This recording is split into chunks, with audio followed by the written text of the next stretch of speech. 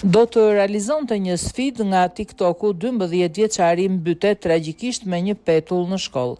Policia e New Yorkut ka nisur një hetim të plot pas vdekjes tragjike të 12 vjeçarit Jakob Medina, i cili humbi jetën pasi u mbyt me një petull në ambientet e shkollës së tij, ndërsa tentonte të realizonte një sfidë në TikTok.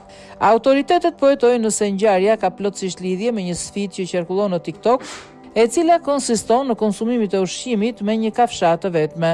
Drejtori i shkollave publike të Yonkers, Hannibal Stoller Jr., tha se stafi i shkollës reagoi menjëherë për t'i dhënë ndihmën e parë nxënësit. U dha goditje në shtëpinë duke u kryer CPR, u përdorën të gjitha metodat e mundshme për ta ndihmuar, deklaroi Stoller.